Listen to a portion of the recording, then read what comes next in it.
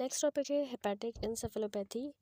Hepatic encephalopathy का उन्होंने सबसे पहले एक केस प्रेजेंट किया है कि 9 साल का बच्चा है, प्रेजेंट कर रहा है विद द जॉन्डिस, जो उसको लास्ट 10 डेज से है। अभी जो है उसकी इम्पेयर्ड कॉन्शसनेस है, ठीक है, और उसको फीवर भी है, वॉमिटिंग भी है। एग्जामिनेशन पे बच्चे को असाइटीज़ है और वो कोमा में है। इन्वेस्टिगेशंस की गई तो बच्चे में हमें हाइपोग्लाइसीमिया मिला और उसके लिवर टेस्ट भी सारे रेज्ड हैं, एलिवेटेड हैं, ठीक है।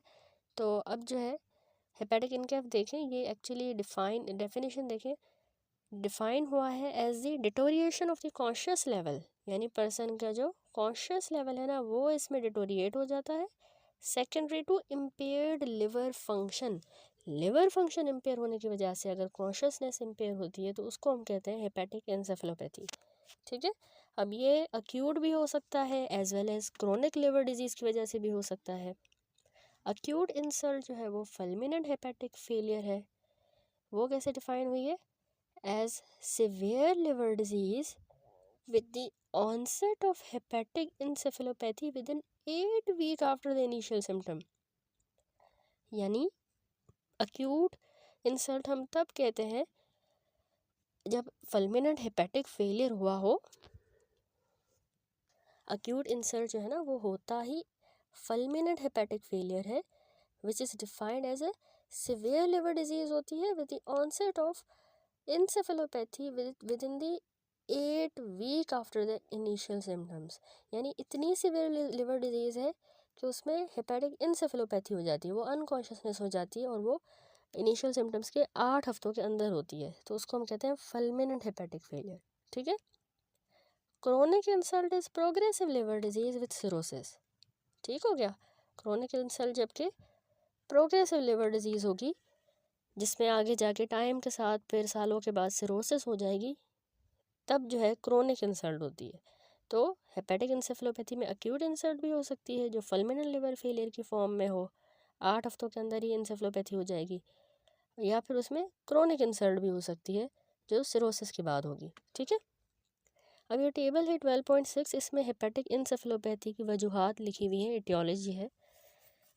सबसे पहली वजह इन्फेक्शियस, जिस तरह मैं आपको बता रही हूँ कि लिवर डिजीज़ के सेकेंडरीली ये होता है, तो उसमें इन्फेक्शियस में hepatitis A virus, B virus, non A G virus, ना ए हो ना जी, उनके अलावा जो है इसी तरह herpes virus, sepsis, echo virus, adeno virus, ठीक है।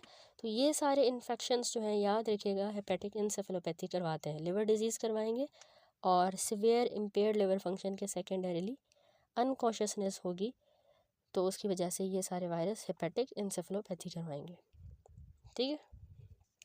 अब जो है उसके बाद ड्रग्स में आपने याद रखनी है वेलप्रोवेट, आइसोनियाजिड, ठीक है, टीबी में दी जाती है, वेलप्रोवेट एंटी एपिलेप्टिक है, पैरासीटामोल, कार्बामाजिपिन और हेलोथेन, ये ड्रग्स जो हैं हेपेटिक इनकेफ करवाती हैं, ठीक है।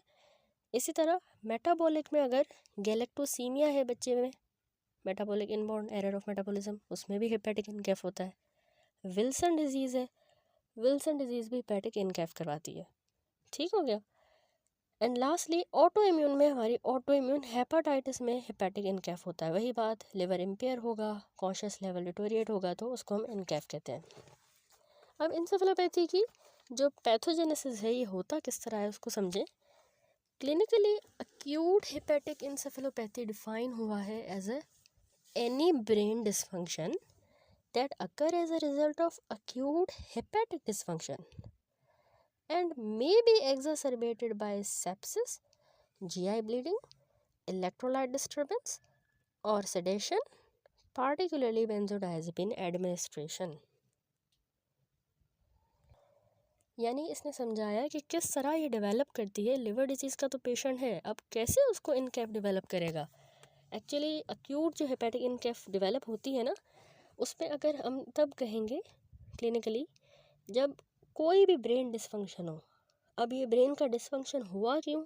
या तो उस लिवर डिजीज़ वाले पेशेंट में अक्यूट हेपेटिक डिसफंक्शन हो गया अचानक से, ठीक है, तो उसके नतीजे में ब्रेन डिसफंक्शन हुआ हो,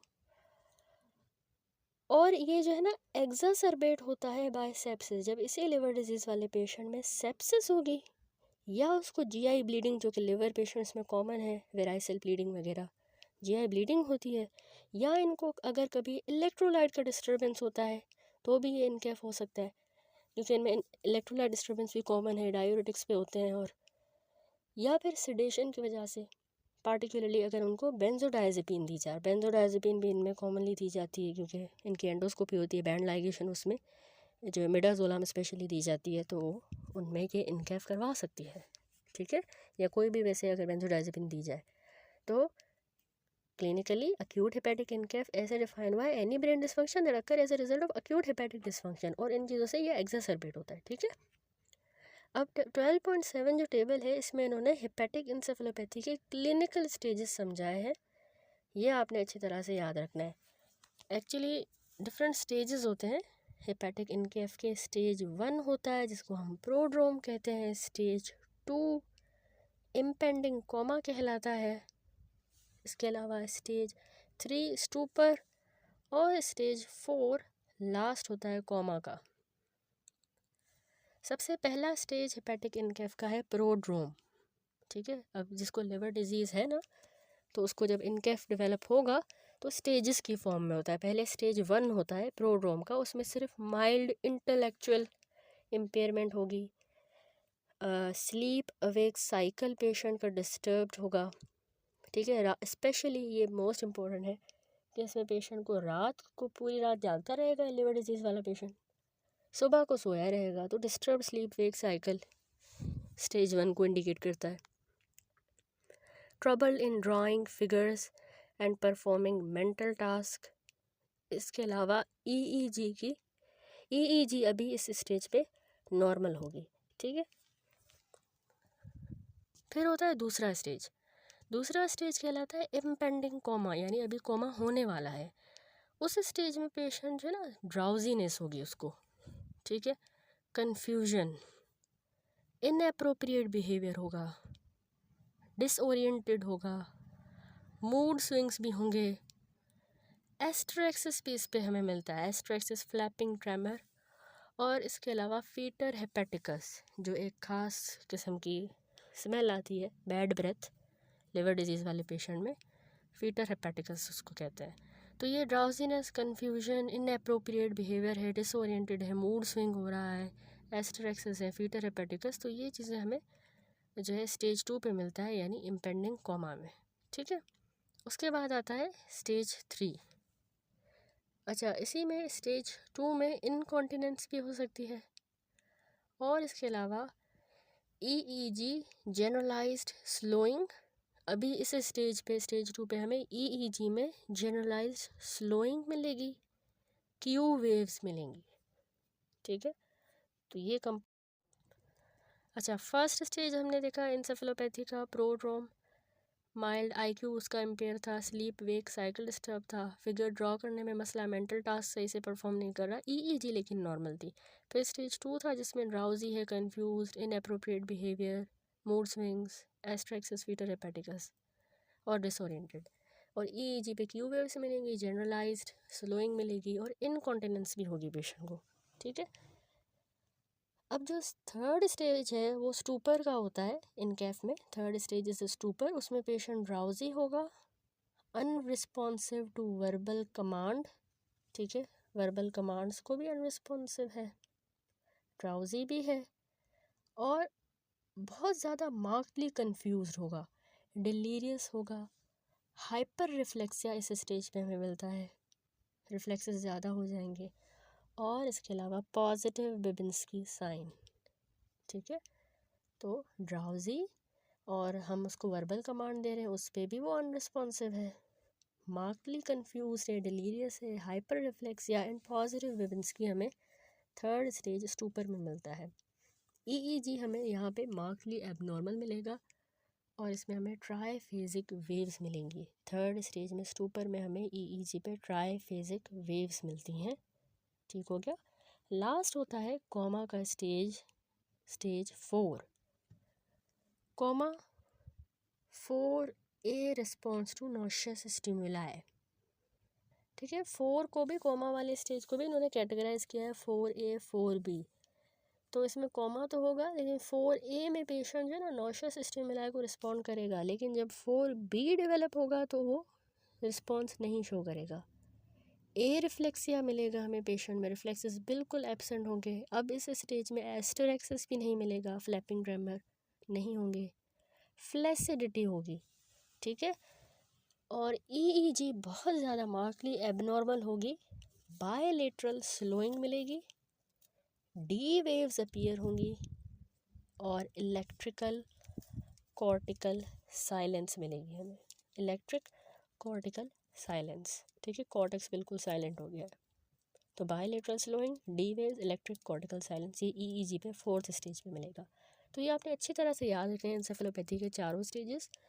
अच्छा, अब बच्चों में acute hepatic encephalopathy usually evolve करती है दिनों में, कुछ ही दिन में जो है ये डिफाइनेबल स्टेजेस के थ्रू जो है ये इवॉल्व करती है। ये जल्दी रैपिडली भी प्रोग्रेस कर सकती है, कोमा हो जाएगा घंटों के अंदर of the earliest detectable sign. अगर हमें इनमें से कोई अर्लीस्ट डिटेक्टेबल साइन मिलता है इनकैफ का पेशेंट में, तो वो जल्दी कुछ ही घंटों में सारे स्टेजेस में से गुजरती कोमा तक चली जा सकती है। मेटाबॉलिक फैक्टर्स जो इन्वॉल्व होते हैं ना इस हेपेटिक एंसेफेलोपैथी में, वो कौन से हैं? उसमें हाइपोग्लाइसीमिया, क्योंकि इम्पेयर्ड ग्लाइकोजिनोलाइसिस हो रही है, ठीक है, ग्लाइकोजन नहीं टूट रहा, लिवर इम्पेयर्ड है। दूसरा ग्लाइकोनियोजेनेसिस भी कम है, ग्लूकोज बन भी नहीं रहा, टूट भी नहीं रहा। तो हाइपोग्लाइसीमिया की वजह से भी पेशेंट का कॉन्शियस लेवल अल्टर होता है। तो ये भी एक मेटाबॉलिक फैक्टर है जो हेपेटिक इनकैफ में इन्वॉल्व होता है। और वैसे भी लिवर डिजीज़ वाले पेशेंट जो है उनको बहुत ज़्यादा सीवियर एनोरेक्सिया होता है। मैंने देखा है कि एनोरेक्सिया, नोशिया, वो कुछ भी नहीं खा पाते, स्पेशली अगर एसाइटीज़ डेवलप कर जाए तो वो डिस्टेंडेड एब्डोमेन जो है उसकी वजह से भी वो बिल्कुल कुछ भी नहीं खा पा रहे होते, और उस वजह से उनको हाइपोग्लाइसीमिया हो सकता है, ठीक है। बाकी वजूहत ये भी हैं, ग्लाइकोजिनोलाइसिस एंड ग्लूकोनियोजेनेसिस इम्पेयर्ड है। दूसरा मेटाबॉलिक में हाइपो एल्बुमिनीमिया, लिवर डिजीज़ का एल्बुमिन हमेशा लो ही आता है ज़्यादातर, क्योंकि उनका ऑनकोटिक प्रेशर जो है उस वजह से एल्बुमिन कम होगा, ऑनकोटिक प्रेशर कम होगा, तो इंट्रावास्कुलर सारा फ्लूइड जो है वो एक्स्ट्रा वास्कुलर स्पेस में आ जाएगा। उनकी सेरिब्रल ब्लड फ्लो फिर कम होगा, तो वो उनमें सेरिब्रल हाइपोक्सिया करवाएगा और ब्रेन की सेंसिटिविटी को इंक्रीज़ करेगा, ठीक है। इस तरह से जो है ना, फिर ब्लड में, प्लाज्मा में फ्लूइड कम है तो वो सेरिब्रल हाइपोक्सिया हो रहा है, ब्रेन की सेंसिटिविटी ज़्यादा हो रही है। एक और फैक्टर इनकैफ में होता है हाइपोकेलीमिया। हाइपोकेलीमिया कैसे? हाइपोकेलीमिया की वजह से अब इनका पोटेशियम अब वैसे जो कम भी होता है ना, वो एक्चुअली ये डायरेटिक पे होते हैं, एसाइटीज़ होता है। डायरेटिक में भी अगर वो पोटेशियम स्पेयरिंग डायरेटिक यूज़ नहीं कर रहे तो उनका पोटेशियम लॉस होता रहेगा और उनको ये हो सकता है हाइपोकेलीमिया, ठीक है।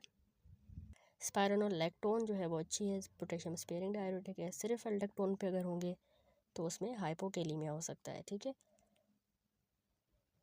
तो हाइपोकेलीमिया की वजह से होता ये है कि अगर हाइपोकेलीमिया हो गई तो उनको एल्कलोसिस होगा, और एल्कलोसिस में अमोनिया के लेवल ज़्यादा हो जाते हैं। अमोनिया हमें पता है कि ब्लड ब्रेन बैरियर को क्रॉस करेगी, रैपिडली डिफ्यूज़ होगी और इनकैफ करवाएगी, ठीक है। एक और वजह है एसिड बेस इम्बैलेंस। ये क्यों होता है? ऑर्गेनिक एसिड्स की एक्यूमुलेशन की वजह से एसिड बेस इम्बैलेंस होगा, तो उससे अमोनिया की डिफ्यूजन जो है वो सेल के अंदर होगी, ठीक है, diffusion of ammonia into the cell. ये भी इनकैफ में मेटाबॉलिक फैक्टर है जो इन्वॉल्व होता है। अब ये टेबल है 12.8, इसमें इन्होंने सारे प्रेसिपिटेटिंग फैक्टर्स बताए हैं हेपेटिक एंसेफेलोपैथी के, जो उसको और ज़्यादा प्रेसिपिटेट करते हैं लिवर डिजीज़ वाले पेशेंट में। उसमें अगर लिवर डिजीज़ वाले पेशेंट को इन्फेक्शन होता है, ठीक है, कहीं पे भी बॉडी में इन्फेक्शन हो, GI ब्लीडिंग जो उनमें कॉमन होती है, वेराइसल ब्लीड, हाई प्रोटीन डाइट खाने से, क्योंकि वही अमोनिया ज़्यादा बनेगी तो, और उनको हाई प्रोटीन डाइट वैसे खानी भी होती है, ये एक अभी मैटर ऑफ डिबेट है, क्योंकि उनमें जो है प्रोटीन वेस्टिंग का कैक्सिया बहुत ज़्यादा होता है, सार्कोपीनिया हो जाता है, मसल वेस्टिंग, तो उनको हाई प्रोटीन डाइट ही दी जाती है। लेकिन हाई प्रोटीन डाइट इनकैफ को भी प्रेसिपिटेट कर रही है। कॉन्स्टिपेशन को प्रिवेंट करने के लिए तभी इसमें लैक्टुलोज दिया जाता है, क्योंकि कॉन्स्टिपेशन इनकैफ को करती है। सेडेटिव्स भी करते हैं इसको प्रेसिपिटेट, पैरासिंथेसिस करने से भी इनकैफ होता है, ठीक है, जो असाइटिस के लिए किया जाता है। हाइपोकेलीमिया से भी होता है, और इसके अलावा ट्रॉमा या सर्जरी। ठीक हो गया। तो अब इनमें क्लिनिकल फाइंडिंग हमें क्या मिलती है हेपेटिक इनकैफ में? पेशेंट को फीवर हो सकता है, एनोरेक्सिया, एब्डोमिनल पेन, ठीक है। इसके अलावा लिवर डिजीज़ वाले सारे फीचर्स होंगे, उनको ही हो रहा है ना इनकैफ। तो एब्डोमिनल पेन, वॉमिटिंग हो सकती है, डीप जॉन्डिस होगी जो कि रीस सिंड्रोम में एब्सेंट होती है, ठीक है। एस्प्रिन की वजह से जो होता है रीस सिंड्रोम, उसमें हमें जॉन्डिस नहीं मिलेगी, डीप जॉन्डिस। इसके अलावा इनमें पेटिकिया, ब्रूजेस मिलेंगे क्योंकि इनका पीटी प्रोलॉन्ग हो जाता है। असाइटीज़ होगी इनको, फीटर हेपेटिकस, लिवर इनका पाल्पेबल भी हो सकता है, इम्पाल्पेबल भी हो सकता है। Peripheral stigma chronic liver disease का।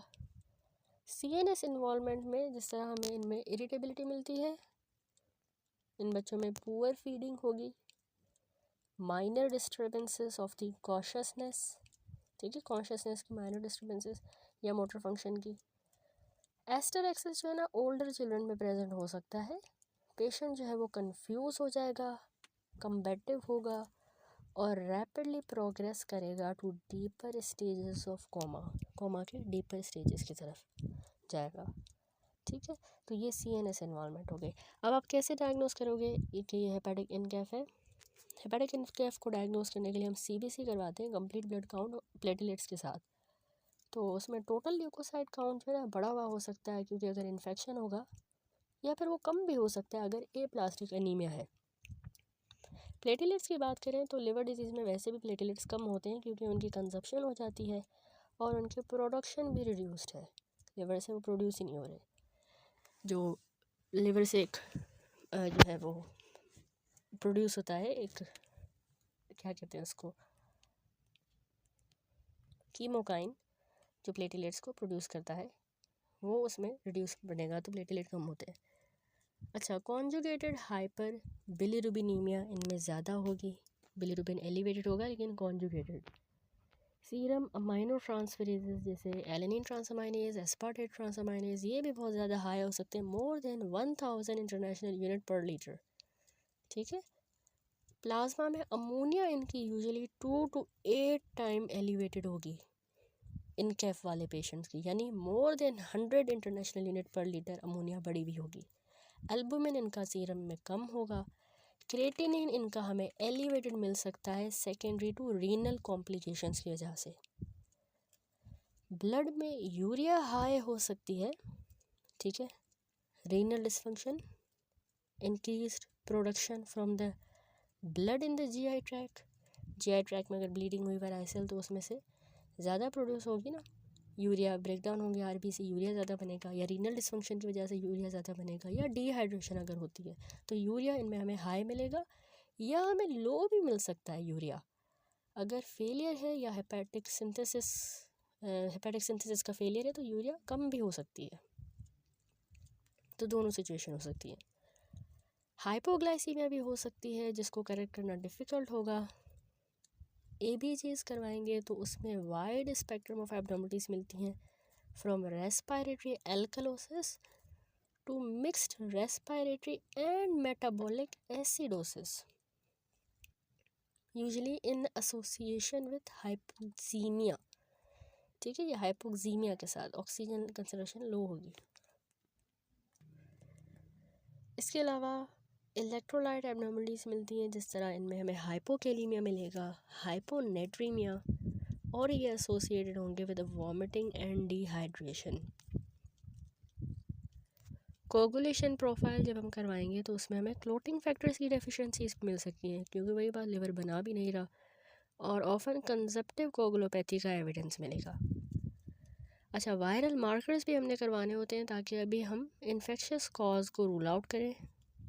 एब्डोमिनल अल्ट्रासोनोग्राफी भी की जाती है ताकि लिवर की पैरेन्काइमा को असेस करें, सिरोसिस को, इनको।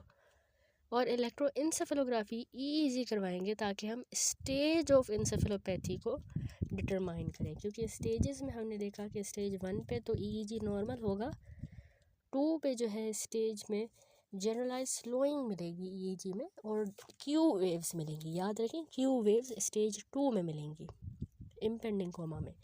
थर्ड स्टेज में ईईजी बहुत ज़्यादा एबनॉर्मल होगा, ट्राइफेजिक वेव्स मिलेंगी, क्यू वेव्स, फिर ट्राइफेजिक वेव्स, और लास्ट में हमें D waves, bilateral slowing, electrical cortical silence मिलेगा। ठीक है, तो ईईजी हमने करना होता है ताकि स्टेज ऑफ इनकैफ पता चले। अब मैनेजमेंट पे आए। सबसे पहले जनरल मेजर्स इनकैफ की मैनेजमेंट में हमने पेशेंट को इंटेंसिव केयर यूनिट में एडमिट करना होता है, आईसीयू में।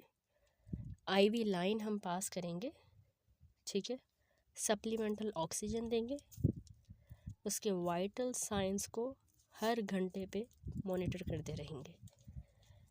एनजी ट्यूब हमने पास करनी होती है फॉर द गैस्ट्रिक लेवाज, ठीक है, एनजी ट्यूब पास करेंगे बच्चे में। पेशेंट को हम यूरिन आउटपुट के लिए कैथेटराइज भी करेंगे। अच्छा, आईवी फ्लूइड्स भी हमने इसको देने हैं। Strict intake output record establish करना होगा ताकि हम उसका फ्लूइड और रीनल स्टेटस डिटरमाइन करें। जो भी इनटेक आउटपुट है वो स्ट्रिक्टली हम मॉनिटर करेंगे ताकि रीनल स्टेटस भी पता चले, ठीक है, और फ्लूइड स्टेटस कि वो डिहाइड्रेटेड तो नहीं है। इसके अलावा याद रखें कि इसमें सीएनएस की मॉनिटरिंग जैसे बेस लाइन ईईजी करेंगे ताकि हमें स्टेज ऑफ कोमा पता चले, कोमा का स्टेज, और सीटी स्कैन किया जाएगा ब्रेन का ताकि सेरेब्रल एडिमा भी जो है उसका पता चल जाए, उसको डिटरमाइन करने के लिए। अच्छा, अब स्पेसिफिक ट्रीटमेंट में देखें, हेपेटिक इनकैफ में कोई स्पेसिफिक थेरेपी नहीं होती जो हेपेटोसाइट की इंजरी को रिवर्स करे, सिवाय हेपेटिक रिप्लेसमेंट यानी लिवर ट्रांसप्लांट के अलावा इसमें फिर कोई और ऑप्शन नहीं होता। प्रिवेंशन और मैनेजमेंट हाइपोग्लाइसीमिया की सबसे पहले हमने करनी है। फ्रीक्वेंटली हम बेड साइड मॉनिटरिंग करते रहेंगे पेशेंट के ब्लड ग्लूकोज कंसंट्रेशन को हर 2 से 4 घंटों बाद। हमने आईवी में ग्लूकोज देना है 10 to 50% डेक्सट्रोज ताकि हाइपोग्लाइसीमिया प्रिवेंट हो, ठीक है। प्रिवेंशन और मैनेजमेंट अब हम कोगुलोपैथी और हेमरेज की भी करेंगे। नीडल पंचर की साइड से ब्लीडिंग होना कॉमन होता है लिवर डिजीज़ वाले पेशेंट में, जबकि पल्मोनरी या इंट्राक्रेनियल हेमरेज अगर हो जाए तो ये इसमें टर्मिनल इवेंट्स हो सकते हैं, उनकी जान भी जा सकती है अगर पल्मोनरी हेमरेज हुई या अगर इंट्राक्रेनियल हेमरेज हुई। तो बहुत ज़्यादा अगर उनकी कोगुलोपैथी है यानी उनका आपने प्रोथ्रोम्बिन टाइम करवाया, पीटी उनकी 40 सेकंड से ज़्यादा अगर है तो उसको आपने जल्दी करेक्ट करना होता है। 40 से अगर ज़्यादा है आप 10 ml पर केजी के हिसाब से बच्चे को जो है फ्रेश फ्रोज़न प्लाज्मा दोगे हर 6 घंटे बाद, ताकि रिस्क ऑफ ब्लीडिंग जो है वो प्रिवेंट हो, पार्टिकुलरली इंट्राक्रेनियल हेमरेज जो है वो ना हो जाए। इसके अलावा विटामिन के भी इनको दिया जाता है, ठीक है। उसके अलावा अब आता है कि प्रिवेंशन ऑफ जीआई हेमरेज। जीआईडी में हेमरेज को कैसे प्रिवेंट किया जाता है। इसमें पेशेंट को हाई डोज H2 एंटागोनिस्ट जैसे रेनिटिडीन दिया जाएगा 1 to 3 मिलीग्राम पर केजी के हिसाब से हर 8 घंटे बाद, या H pump inhibitor, hydrogen pump के इनहिबिटर ओमिप्राजोल 1 मिलीग्राम पर केजी पर डे के हिसाब से आईवी में देना है। और इसके अलावा सकरल्फेट भी दिया जा सकता है एनजी ट्यूब के ज़रिए, सकरल्फेट 1 to 2 ग्राम 4 घंटे पे, हर 4 घंटे पे, ताकि इन सब से जो है अपर जीआई ब्लीडिंग फिर रिड्यूस होगी। रेनिटिडीन ओमिप्राजोल भी यूज़ की जा सकती है या सकरल्फेट भी देनी है एनजी के ज़रिए, सकरल्फेट। अच्छा, अब आएंगे डाइटरी मैनेजमेंट हेपेटिक इनकैफ में कैसे करेंगे। देखिए सारे सपोर्टिव ट्रीटमेंट है, ठीक है, इनकैफ का खास अलग से कोई खास ट्रीटमेंट नहीं है। तो डाइटरी मैनेजमेंट में हमने उसकी अमोनिया प्रोडक्शन को कम करना है, क्योंकि सारे जो प्रेसिपिटेटिंग फैक्टर है ना, ब्लीडिंग वगैरह, उनको कंट्रोल करेंगे तो इनकैफ के चांसेस कम होंगे, ठीक है।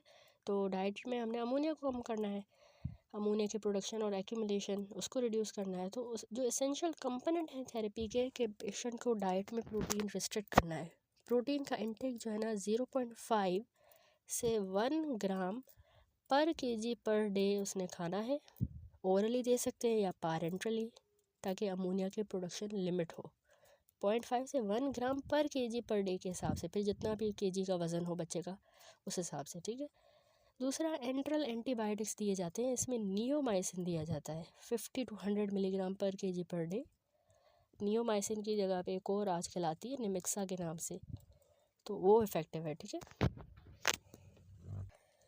तो ये एंट्रल एंटीबायोटिक देते हैं, ये अमोनिया की प्रोडक्शन को ही जो है वो प्रिवेंट करेगी कि बैक्टीरिया अमोनिया ही ना बनाए, तो ये दवाई भी दी जाती है खाने के लिए। इसके अलावा कॉन्स्टिपेशन नहीं होने देनी, क्योंकि उससे भी अमोनिया बढ़ेगा, तो हम एंट्रल लैक्टुलोज भी देते हैं 1 to 2 ml पर केजी के हिसाब से, हर 4-6 घंटे बाद लैक्टुलोज लेंगे, ठीक है। कैलोरिक इनटेक पेशेंट का जो है बच्चे का मेंटेन रखना है in the early stages with glucose polymer and supplemented by the infusion of 10% dextrose solution while frequently monitoring blood glucose। यानी उसको उसका कैलोरी इनटेक अच्छा होना चाहिए। जिस तरह मैंने आपको बताया, ये लोग कुछ खाते पीते भी नहीं है, इनको एनोरेक्सिया बहुत हो रहा होता है, नौशा हो रहा होता है, कुछ अच्छा नहीं लग रहा होता, लेकिन हमने इनका कैलोरिक इनटेक सही से मेंटेन रखना होता है। Early stage of the disease में हम इनको ग्लूकोज पॉलीमर्स के साथ और सप्लीमेंट करते हैं with infusion of dextrose water भी हमने देना होता है, लेकिन साथ में लाजमी आपने इनके ब्लड ग्लूकोज को भी सही तरीके से मॉनिटर करते रहना है, ठीक है, हाइपोग्लाइसीमिया भी ना हो। सिडेशन जो है इसमें नीडेड नहीं होती, सिवाय अगर वायलेंट पेशेंट है, बहुत ज़्यादा अपने आप को नुकसान पहुंचा सकता है, सेल्फ इंजरी, तो ही सिडेट किया जाता है, ठीक है। तो वैसे बेंजोडाइजेपिन इसमें नहीं देने होते, कॉन्ट्रा इंडिकेटेड होते हैं। हेलोपेरिडोल एंटीसाइकोटिक है, मिडाजोलाम या फेनिटोइन जो है ये यूज़ किए जा सकते हैं, लेकिन याद रखिए बेंजोडाइजेपिन इनमें कॉन्ट्रा इंडिकेटेड होते हैं। इसके अलावा है फ्लूमाजेनिल। अब फ्लूमाजेनिल जो है ये एक्चुअली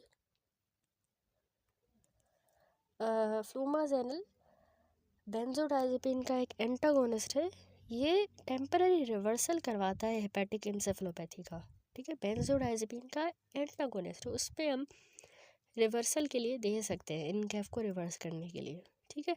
अब आता है सेरेब्रल एडीमा जो इसमें होती है उसका ट्रीटमेंट। ब्रेन डेथ जो है वो एसोसिएटेड होती है विद सेरेब्रल एडीमा, और ये most frequent cause of death है in the fulminant hepatic failure, ठीक है। फुलमिनेंट हेपेटिक फेलियर में मोस्ट इम्पॉर्टेंट कॉज जो बनता है ना, वो ब्रेन एडीमा हो जाती है, तो पेशेंट डाई कर जाता है।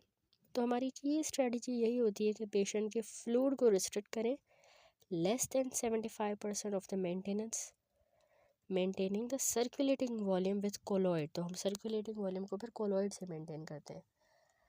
दूसरा, हमने इसमें आईवी इन्फ्यूजन करनी होती है मैनिटोल की, एडीमा के लिए हम ये मैनिटोल दे रहे हैं 0.5 ग्राम पर केजी हर 4 से 6 घंटे बाद, उससे जो है ये कंट्रोल हो जाएगी और acute increase in the intracranial pressure जो है वो सही हो जाएगा पेशेंट का, ठीक है। आईवी में हम मैनिटोल दे रहे हैं हर 4-6 घंटे बाद 0.5 ग्राम पर केजी के हिसाब से, तो उससे acute increase in the intracranial pressure control होगा। इसके अलावा इसमें सेरेब्रल एडीमा में इलेक्टिव हाइपर वेंटिलेशन भी होती है, पार्शियल प्रेशर कार्बन डाइऑक्साइड का जो है ना वो कम करना होता है। ऑब्वियसली जब हम हाइपर वेंटिलेट करते हैं हमारी कार्बन डाइऑक्साइड बाहर आती है सारी, तो उससे लेस देन 3.5 किलो पास्कल तक हमने partial pressure of carbon dioxide लाना होता है, तो इससे भी टेम्पररी इफेक्ट होता है in reducing the intracranial pressure, ठीक है, लेकिन टेम्पररी है। फिर आती है इलेक्ट्रोलाइट और एसिड बेस की डिस्टर्बेंस। तो disturbance in the sodium homeostasis, यानी इसमें हमने देखा कि लिवर पेशेंट्स में हाइपोनेट्रीमिया होती है और या फिर हाइपरनेट्रीमिया होती है, तो सोडियम की होम्योस्टेसिस में डिस्टर्बेंस ऑलमोस्ट सारे बच्चों में ऑब्जर्व की गई है। हाइपोनेट्रीमिया ज़्यादा कॉमन है, डिस्पाइट किडनी जो है वो सोडियम को रिटेन कर रही है, सोडियम रिटेंशन के बावजूद इनको हाइपोनेट्रीमिया होता है। टोटल सोडियम इनटेक कितना काफ़ी है, 0.5 से 1 मिलीमोल पर केजी पर डे एडिक्वेट होता है, काफ़ी होता है, ठीक है। 0.5 से 1 मिलीमोल इनको पर केजी पर डे खाना होता है सोडियम। हाइपोकैल्सीमिया और हाइपोमैग्नीसीमिया भी इनको फ्रीक्वेंटली होता है और उसको भी करेक्ट करना होगा। इसके अलावा एसिड बेस डिस्टर्बेंस भी इनमें कॉमन है, और ये जो है सेकेंडरी टू लिवर फेलियर हो सकती है, सेप्सिस के सेकेंडरीली, या अंडरलाइंग डिजीज़ के, ठीक है, एसिड बेस डिस्टर्बेंसेस। देन आता है रीनल डिसफंक्शन का ट्रीटमेंट। इन कैफ में अब रीनल इंसुफिशेंसी भी 75% ऑफ बच्चों में हमें मिल सकती है, या तो उनको प्री रीनल यूरीमिया की वजह से हुई है, या अक्यूट ट्यूबुलर नेक्रोसिस की वजह से, और फंक्शनल रीनल फेलियर भी हो सकता है। अच्छा, एक होता है हेपेटो रीनल सिंड्रोम। इसमें ना लो यूरिन आउटपुट होता है, एजोटीमिया, ठीक है, और सोडियम कंटेंट भी लो होता है यूरिन में, इसको कहते हैं हेपेटो रीनल सिंड्रोम। तो हमारा एम ऑफ मैनेजमेंट क्या है कि पेशेंट का सर्कुलेटिंग वॉल्यूम को मेंटेन रखें ताकि उसको प्री रीनल हाइपोवोलीमिया ना हो, कि किडनीज के पास ऐसा ना हो कि ब्लड पहुँचे ना, हाइपोवोलीमिया ना हो, और इंश्योर करें कि urine output more than 0.5 ml पर kg पर आवर होना चाहिए। ये हमारा एम होता है कि हम इतना उसको सर्कुलेटिंग वॉल्यूम दें, मेंटेन रखें पेशेंट का, उसको आईवी में फ्लूइड्स दें इतने कि हर घंटे पे 0.5 ml पर kg per hour urine output हो, इससे ज़्यादा हो तो फ्लूइड चैलेंज 10 ml पर kg जो है वो सक्सेसफुल हो सकता है अगर कोई फ्लूइड ओवरलोड नहीं है।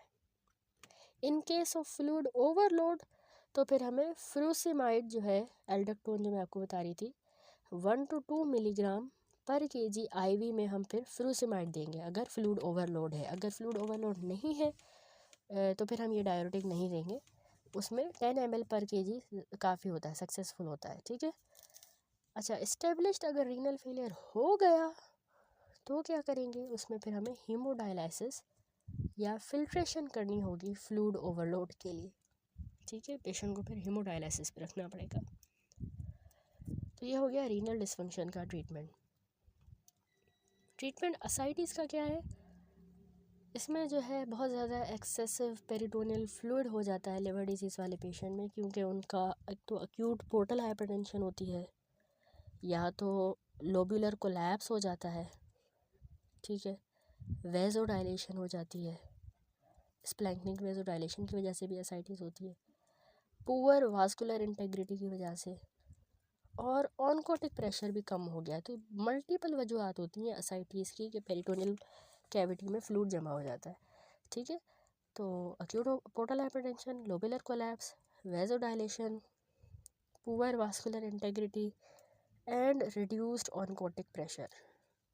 तो ट्रीटमेंट क्या होता है, हमने ऑनकोटिक प्रेशर को करेक्ट करना होता है। हम 4.5 से 20% अल्ब्यूमिन इन्फ्यूजन देंगे और इनकी जनरल फ्लूइड मैनेजमेंट करनी होती है, ठीक है, फ्लूइड मैनेजमेंट करेंगे।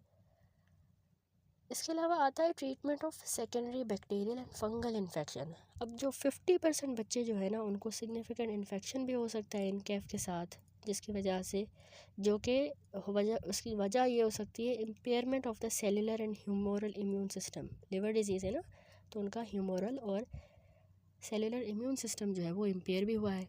तो मोस्ट कॉमन इनको इन्फेक्शन जो होते हैं वो ग्राम पॉजिटिव, यानी स्टेफाइलोकोकस ओरियस, स्टेफाइलोकोकस एपिडर्माइडस, स्ट्रेप्टोकोका, इनकी वजह से होते हैं ग्राम पॉजिटिव। कभी कभार ओकेजनली ग्राम नेगेटिव या फंगाई, ग्राम नेगेटिव बैक्टीरिया या फंगल इन्फेक्शन भी हो सकता है। अब इनको हमने इंडवेलिंग कैथेटर लगाया था तो उसकी वजह से यूटीआई, और इसके अलावा पल्मोनरी इन्फेक्शंस, पार्टिकुलरली जो वेंटिलेटेड चिल्ड्रन है उनमें पल्मोनरी इन्फेक्शन ये कॉमन है इन्फेक्शंस। तो हम क्या करते हैं, ब्रॉड स्पेक्ट्रम एंटीबायोटिक हमने जो है वो देने होते हैं prior to the suspicion of sepsis, ठीक है। सेप्सिस से पहले हमने इनको ये एंटीबायोटिक्स देने होते हैं, क्योंकि जो साइंस है वो सटल भी हो सकते हैं। तो अगर हम सस्पेक्ट कर रहे हैं सेप्सिस तो हम उनको एंटीबायोटिक दे देंगे, बेशक अगर सटल साइन हो। कौन सा देना होता है, इसमें एमॉक्सिसिलिन 25 मिलीग्राम पर kg पर डोज हर 8 घंटे पे एमॉक्सिसिलिन, या फिर आप सेफिरोक्सिन भी दे सकते हो 20 मिलीग्राम पर kg पर डोज 8 आवरली, या मेट्रोनिडाजोल 8 मिलीग्राम पर kg पर डोज 8 आवरली। या फिर अगर आप सस्पेक्ट कर रहे हो कि ये तो एन एरोबिक इन्फेक्शन है तो उसमें फिर हमारे सूटेबल जो फर्स्ट लाइन ड्रग्स हैं वो यही हैं, एमोक्सिसिलिन, सेफिरॉक्सीन, मेट्रोनिडाजोल। ठीक है, अमाइनो ग्लाइकोसाइड याद रखें हमने अवॉइड करने होते हैं अगर पॉसिबल हो, क्योंकि ये अमाइनो ग्लाइकोसाइड बच्चों में। लास्ट में है treatment of A plastic anaemia. तो इसमें जो है हेपेटिक इनकैफ में अगर ए प्लास्टिक अनीमिया भी है तो उसमें हमने बोन मैरो फेलियर जो होता है, एक्चुअली ये एक फैटल कॉम्प्लिकेशन है sporadic non A G hepatitis की। ठीक है, नॉन जी हेपेटाइटिस की एक स्पोरेडिक कॉम्प्लिकेशन होती है कि बोन मैरो फेलियर हो जाता है। इसके अलावा या फिर पार्वो वायरस B19 का इन्फेक्शन, या फिर herpes simplex virus 6 fulminant hepatic failure, इनमें जो है पेशेंट का बोन मैरो फेलियर होता है। तो अब बोन मैरो का ट्रांसप्लांटेशन करना होगा ग्रेन्युलोसाइट कॉलोनी स्टिमुलेटिंग फैक्टर के साथ, या फिर granulocyte macrophage stimulating factor try किया जाएगा। ठीक है, तो ये इसमें फिर ट्रीटमेंट होगा ए प्लास्टिक एनीमिया के लिए। लास्ट है लिवर ट्रांसप्लांटेशन। तो लिवर ट्रांसप्लांटेशन जो है ना सारे बच्चों में इंडिकेट की जाती है जिनको स्टेज 3 या 4 हेपेटिक कोमा डेवलप हुआ है। ठीक है, स्टेज 3 या स्टेज 4 का हेपेटिक कोमा, तो उन बच्चों में फिर हमें लास्ट ऑप्शन लिवर ट्रांसप्लांट ही करना होता है, क्योंकि इस ग्रुप में जो मोर्टेलिटी रेट है वो 70% है अगर ट्रांसप्लांट ना किया गया। ठीक है, अच्छा, ट्रांसप्लांटेशन जो है वो इंडिकेट की जाती है in all forms of fulminant hepatic failure. जो फल्मिनेंट होता है ना अक्यूट हेपेटिक फेलियर सिवियर किस्म का, उसके सारे केसेस में ही ट्रांसप्लांटेशन होगा। अब फल्मिनेंट हेपेटिक फेलियर बेशक वायरल हेपेटाइटिस की वजह से हुआ हो, एक तो ऐसे वायरल हेपेटाइटिस जो है वो करवा रही हैं इन्फेक्शन लिवर का, लेकिन अगर वो फल्मिनेंट हेपेटिक फेलियर करवाती हैं, या अगर पैरासीटामोल ओवरडोज से फल्मिनेंट हेपेटिक फेलियर होता है किसी भी पेशेंट का विल्सन डिजीज़ में, तो उनका लिवर ट्रांसप्लांट किया जाएगा। ठीक है, and lastly development of irreversible brain damage is a major contraindication to transplantation. अगर पेशेंट का इरिवर्सिबल ब्रेन डैमेज हुआ है तो उसमें हम ट्रांसप्लांटेशन कभी भी नहीं करेंगे, इट इज़ कॉन्ट्रा इंडिकेटेड। ठीक हो गया, दैट्स इट। यहाँ पे हमारा टॉपिक डिटेल में कंप्लीट होता है हेपेटिक एनकेफेलोपैथी।